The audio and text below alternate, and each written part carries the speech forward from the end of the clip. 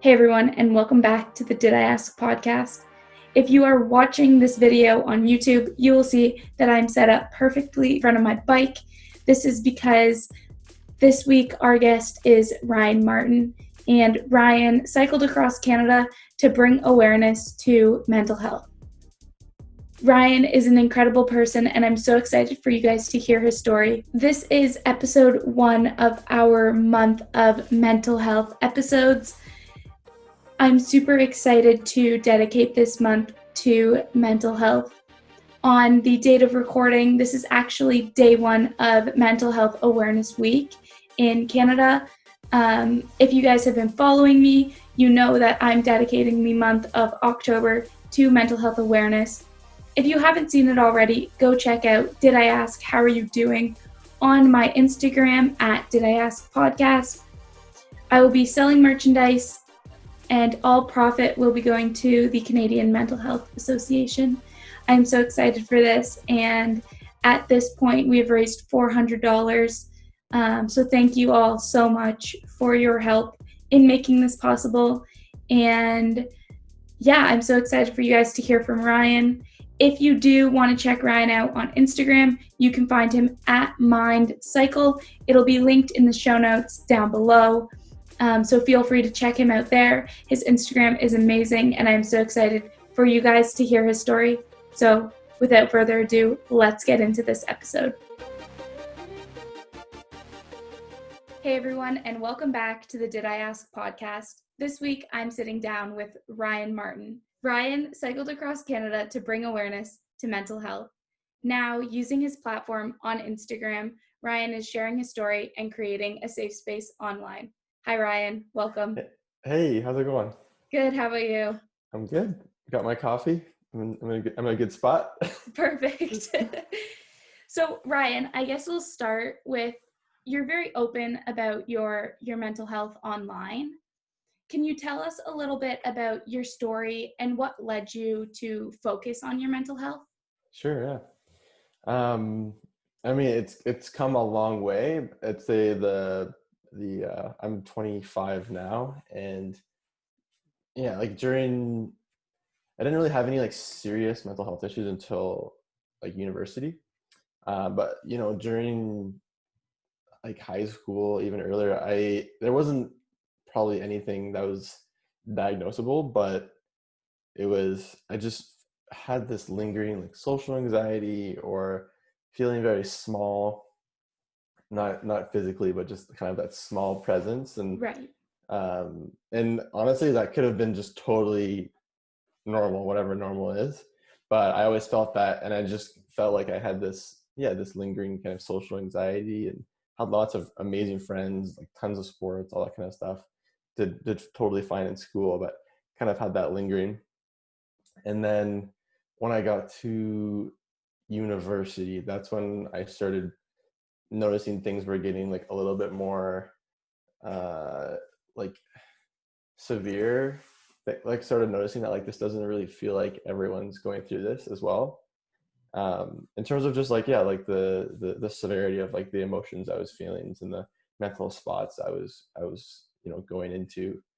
And so during university, that's when I started feeling that having these very low periods of low moods. And again, like I got into my dream program, which was business at Laurier. I was living with my best friends, and then I would just have these periods where I'd be like laying down in my bed, like looking at the ceiling, being like, why am I like feeling so miserable and like hurting so much inside, and just so confused. And like honestly, back then I had a lot of my lifestyle wasn't necessarily totally supportive of really positive, strong mental health. Like, not to say that I had any like major issues, but when you're in university like that and living with friends, like you're up late, you can be drinking more, and all those things combined like had a huge impact on my mental health and wellness, like for days after.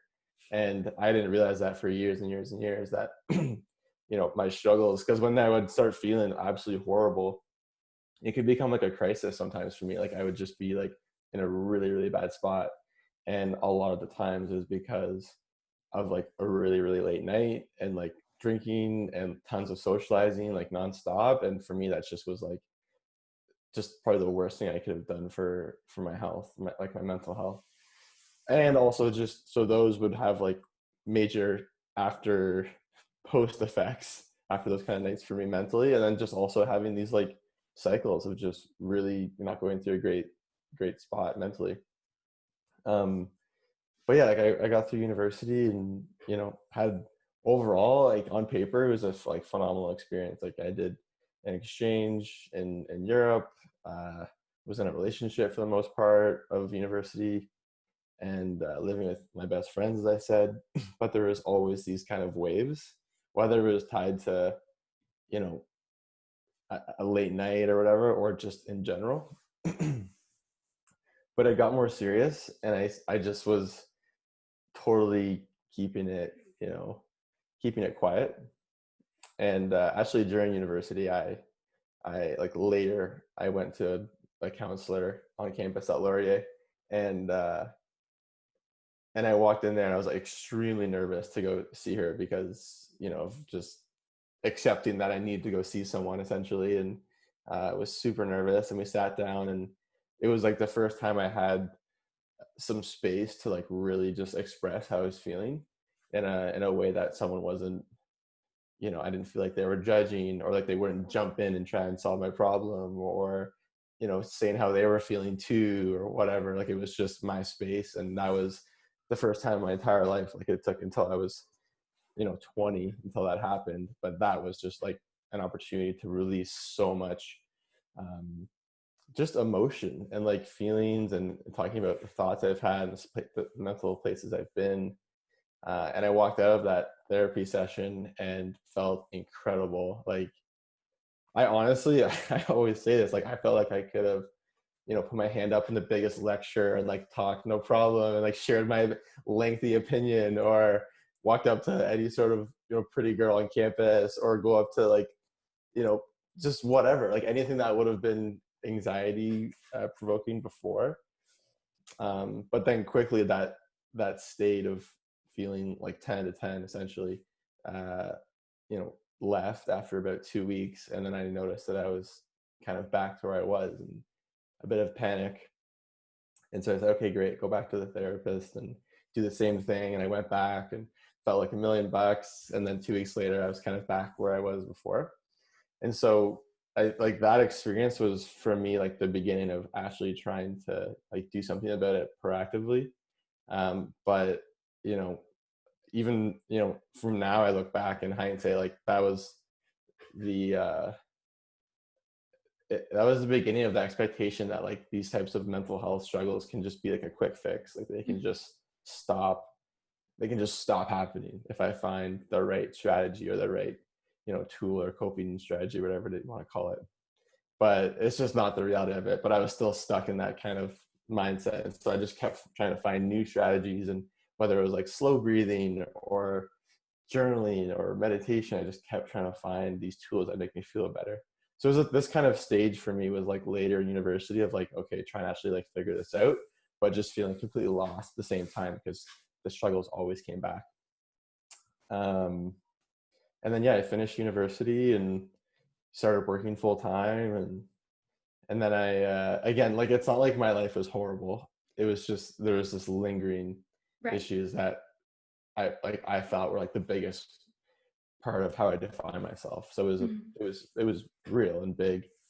Um, and so yeah, like I started working, and a couple months into it, I had it was sparked by, again, a late night out with friends. And then the next day we were driving home from our cottage in Collingwood, and I just had like this breakdown. Like I just totally broke down with my two best friends in the car.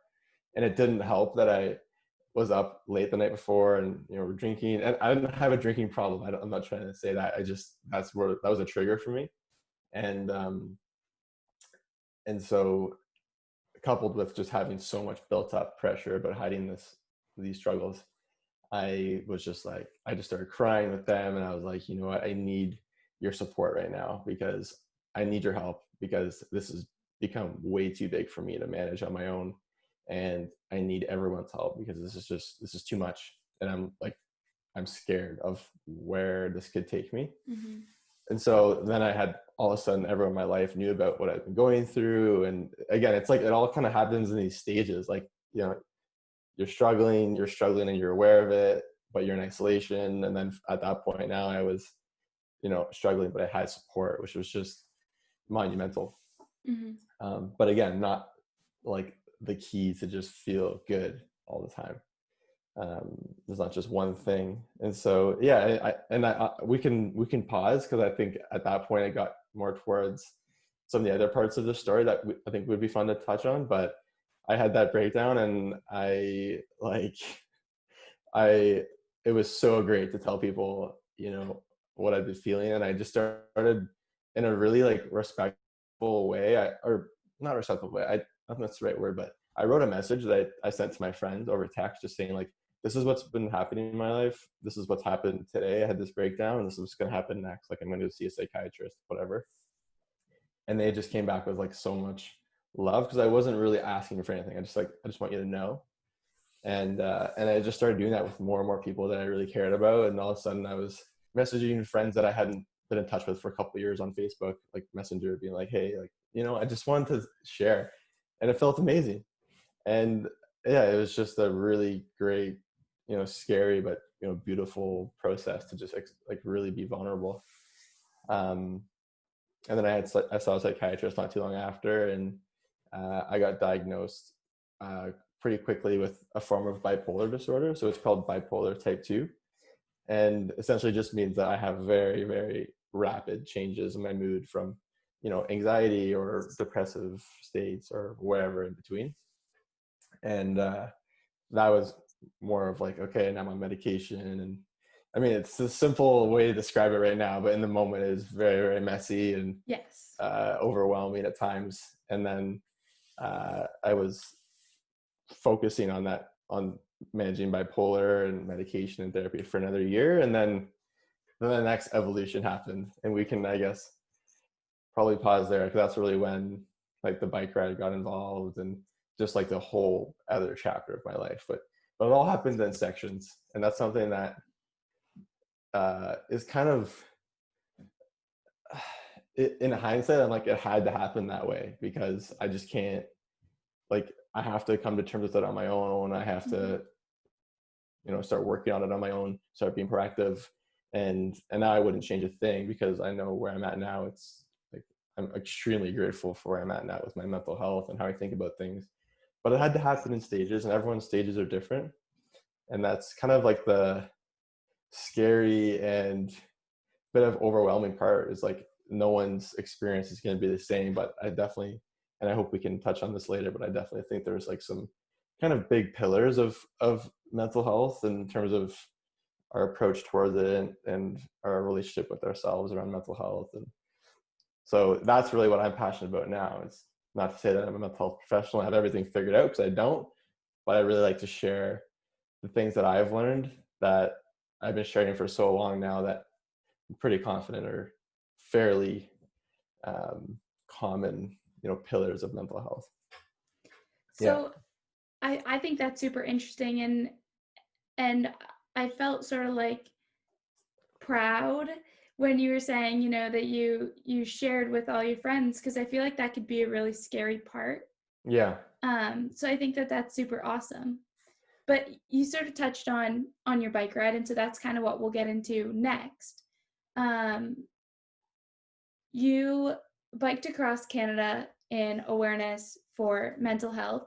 Yeah. What was that journey like, and what motivated you to do this? For sure. So yeah, I had been working at a university for about like a year and a half, and so I was 23, and that was the time when had been diagnosed with bipolar, and actually had kind of gone quiet again, because it was now not just anxiety and depression, it was like bipolar. So I went through a whole another phase of not telling people.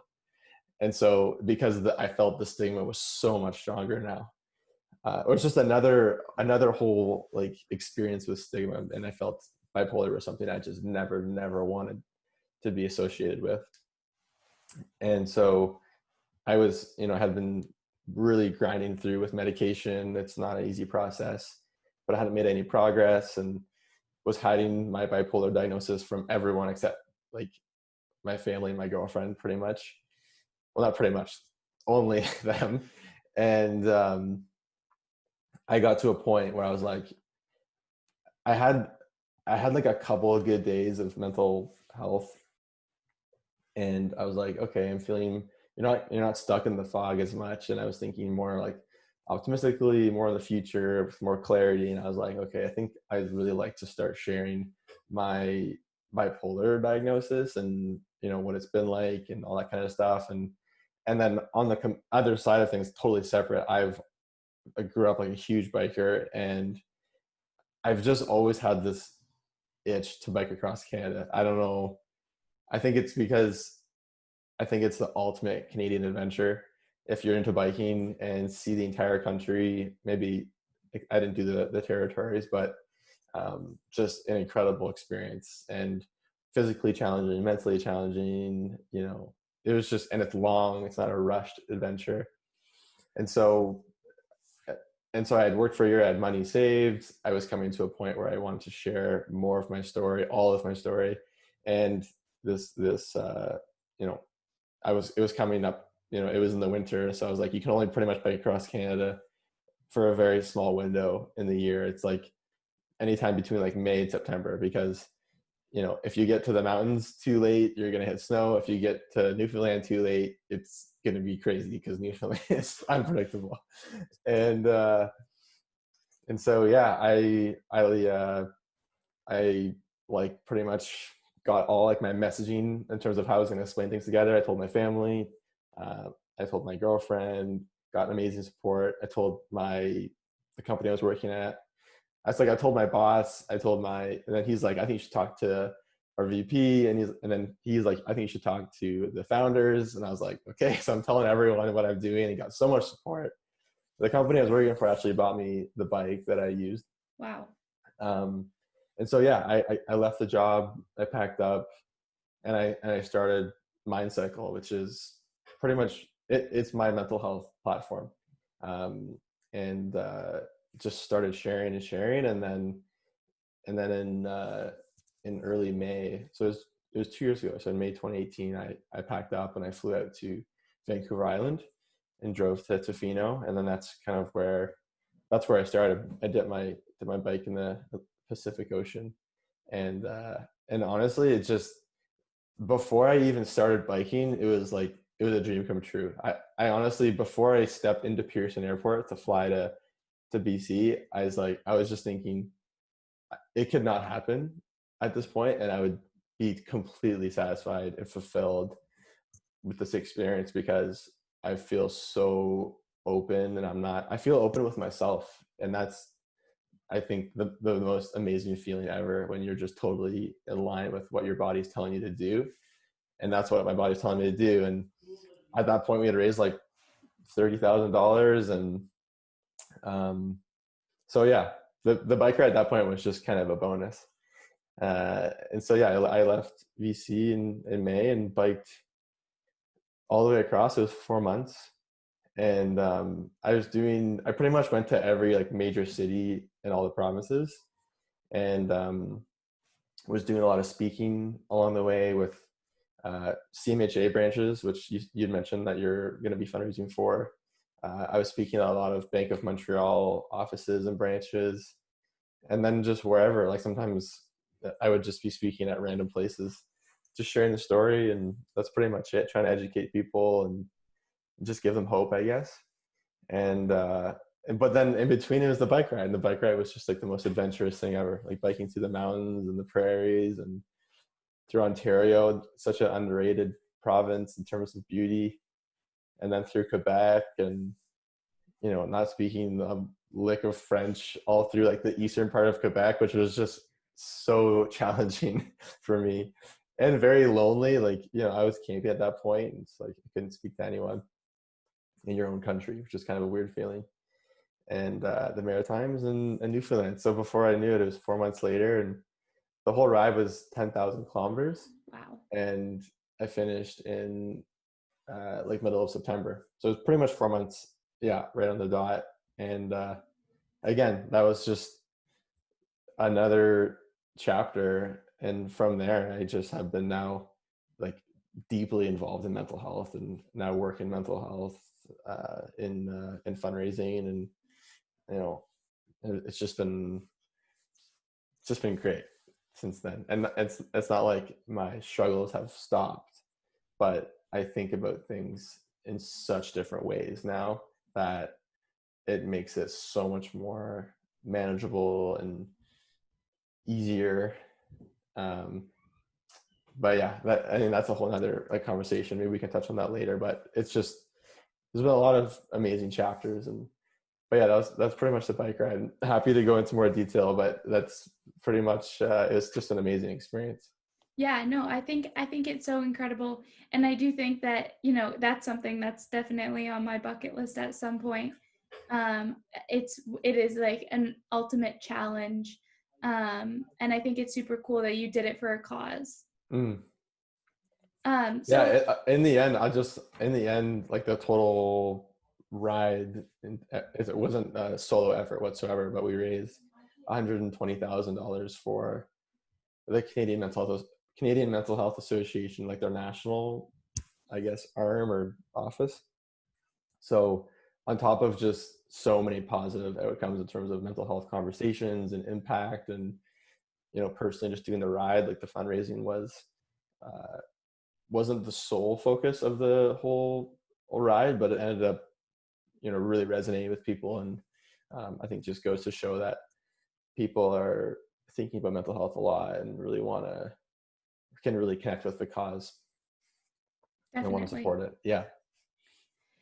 So you share your story online and you're so open about your journey. What have you learned so far? um there's so much to that. I Yeah, I think there's definitely like some key things. I think the first one for me that really stands out is around acceptance. And um, I'm a big advocate of our mental health and how we progress in terms of managing and seeing positive kind of growth. It's really down to us. Like I can only have I can go to therapy every single day and talk about my feelings, or I can read every single book, or listen to every single podcast on mental health, like whatever it is, I can do all of that. But ultimately, if when that stuff's not happening, it's just me on my own, sitting on my bed before I go to sleep. And if I'm not like fully committed on a very personal level, then I'm not really going to see huge growth. And so I believe that comes down to acceptance of like, okay, I know that there's something going on here. I need to accept that. And it's up to me to show up and put the effort in no matter what happens, no matter how bad it hurts, no matter how many times I'm failing at certain strategies and things aren't working. I got to keep going, because ultimately it's up to me. And I will, and it's great to have support. And I've been very fortunate to have it. And I hope, I wish everyone had great support, but ultimately it is up to the individual to own it, and kind of make it just to step up and really take a proactive approach to things. And I don't know if that, I don't hope that doesn't come off as like, it's not, I don't think it's harsh or aggressive, but it's just the reality of it, I think, in my opinion. um the other big thing is around the tools and the coping strategies and all that kind of stuff. And I can go back to when I had first gone to that therapy session. Like that was the really first time I tried to like, you know, build like a tool, like have a tool, like a coping tool. Like that, going to therapy is a coping tool or strategy. So I went there and it was great. It worked amazing. But eventually I fell back into kind of my, you know, normal struggles. And I panicked, and I was like, wait a minute, like that should have been what stopped everything. like I should be good now, especially because everyone says go to therapy when you're not doing well. And so I went back to therapy and I felt good. It didn't work. It didn't work after about 2 weeks. And so I just kind of forgot about that strategy. And I kept doing that for years and years and years. Like I was so proactive, but every time something would stop working, I would just kind of forget about it. And every single tool, like, I learned a tool called, I just mean like a strategy. Like, so it was called slow talk. And so when you're socially anxious at a party or something or wherever with family, and you're feeling the anxiety, so just force yourself to talk slowly. Just force yourself to talk slowly, and it just slows down your mind, slows down your body, and it really helps with the anxiety. And when I found that, I was like, great, this is what I need to do, because it made me feel really good in those situations. But then in different mental spots, it just wouldn't do anything. And so I'm thinking now, okay, well, that's not the thing that's going to make me feel better. And so I think my point here is that I went through all those years of thinking that there's always going to be one tool or strategy that makes everything go away. It's just not the reality of it. And sure, some people may take medication, which I consider like a tool, and like all their problems go away. They're 10 out of 10 all the time. Like if that happens, I'm incredibly happy for you. But again, it's just not that common. And so when I look at tools, like I'm the biggest advocate for thinking about our wellness or mental health or managing, anything around that, is thinking about our management as a toolbox. So it's how many tools can I have to manage all my different mental spots? So when I'm feeling stressed on a Sunday night for a busy week ahead, what are my tools for those situations? And they're going to be different for the tools when I'm really anxious or when I'm feeling really down or any other mental spot. It doesn't necessarily have to be like a struggle. So the more tools that we have, the better we can manage all these situations. So for me now, it's like, if I start feeling a certain way, firstly, you gotta like be aware of how I'm feeling, which is a challenge in itself. To then be like, okay, like what are the tools that I know could work, could help right now for this spot? Like again, like anxiety is like a pretty easy one. So when I'm feeling that heart rate and whatever those kind of signs are for anxiety for me, what are those things I can do? Just fire them off and be patient, keep using them. And so yeah, the toolbox for me is just it is huge, and for a long time I thought that's kind of all I needed. Like I thought the toolbox was kind of like the the key to mental health, and but again, it just, and it's extremely important, but there is, I just keep learning more and more about it. Like now, I thought about my toolbox as like for all my struggles, like how do I manage my anxiety, my depression, the crisis situations. But now it's just like, what is our toolbox for just general day-to-day wellness? Like literally just our relationship with ourselves. How do we take care of ourselves and not just for struggles? And thinking about it like that is probably the third major point I want to touch on when you ask that question about what you've learned, is looking at things from such a wider lens, like a holistic lens of like, what are all the things that I can be doing in my life proactively and reactively that are good for me and set me up for mental wellness. And and so, and yeah, what I think about is like, okay, for general wellness, like what are those things that I have for that I use when I'm not feeling well? So what are the tools that I use when I'm not feeling well, whatever state that is, like any sort of stress, anxiety, anger, depression? What are those tools? But also, what are the tools that I'm doing no matter what?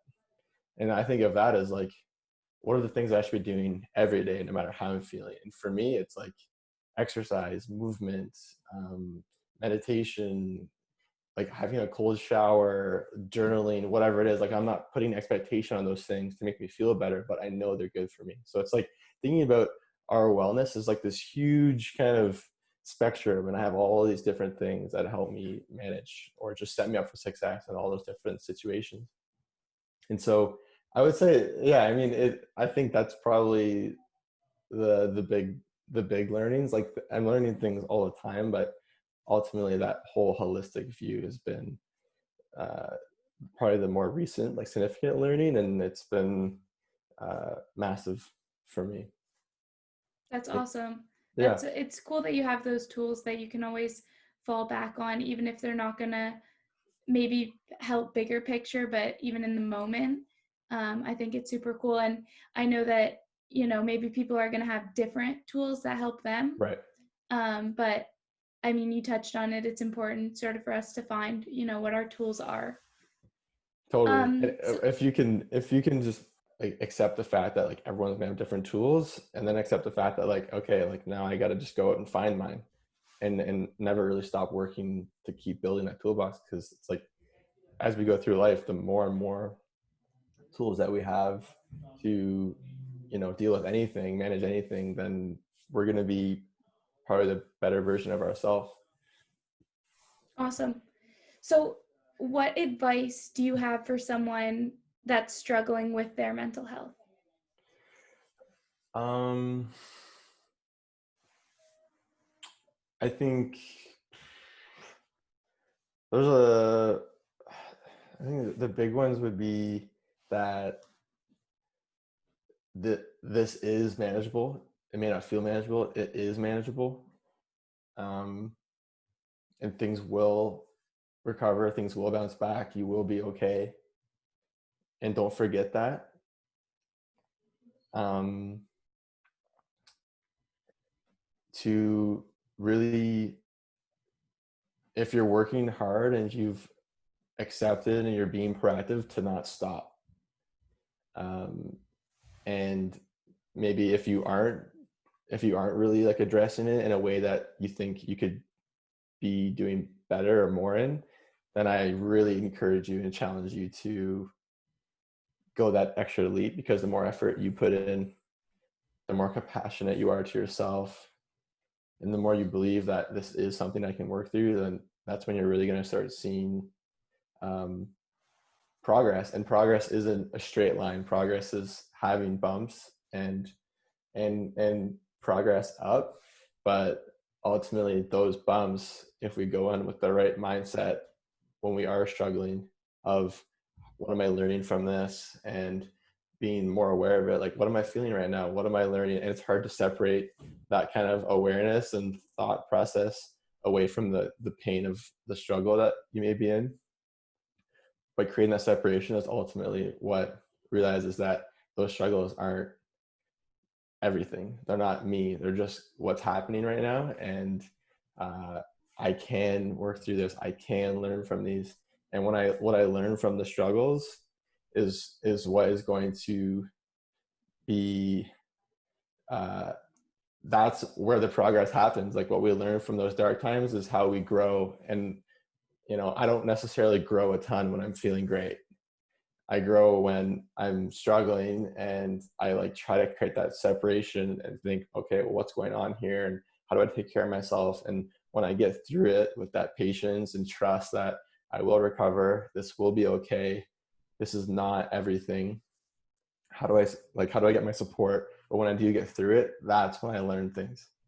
That's when you learn things about the toolbox. That's when you learn things about acceptance. And those are just the things that I've learned. But if we can have that learning focus throughout our struggles, then that's when we have growth. And the good times are great, but ultimately like the growth comes from the hard times. And I say this because I hear people say this when I listen to podcasts or whatever, but I believe it. And it's hard, really hard to believe, even for me when I'm in those dark times. But even if you just like hold on to a very, very small sliver of that belief and that mindset of like, this is where I'm learning right now. The struggle is how I'm going to learn. But how do I approach this? How do I take care of myself right now? When I get out of this, how can I get out of this? What can I do right now so that when I get out of this, I will have learned, and I will have taken care of myself through that struggle. Yeah, I mean, there's a lot of things, but I think that's really important. The acceptance and the faith and the trust that things will recover, and to learn. Not necessarily the easiest thing in the world, but that learning piece is the more we can learn, the more we can grow. Yeah. Yeah, I mean, I think that that's awesome. And I think it's so interesting that you brought up, you grow in the hard times. Um, I just think like people maybe don't think of it that way. Like I've never heard that, and I think that it's it's so interesting. Like I'm gonna hold on to something like that, and share that because I think that that's super cool. Um, but Ryan, thank you so much for coming on and sharing your story. My pleasure. It was amazing to hear about what you've gone through and what you've learned. And thank you for sharing your story here and on Instagram because people need that and we need to end the stigma. But I'm going to leave you with the last word, if there's anything you want to share. Yeah, I mean, firstly, just thank you for creating this opportunity and the space to have this conversation and sharing the conversation, um, and doing the podcast in general. But I, I think I'd like to just say that, you know, whoever does listen to this, to not, this isn't like what I say is may not apply to every single person, because like I said at the very beginning, like everyone's experience is different. But um, I hope that the things that I shed light on will be just spark some curiosity. Hopefully people can take away a little bit, but ultimately everyone has their own experience, and it's up to us to kind of to work through it, but to know that we can get through things will be okay, and to take care of ourselves along the way.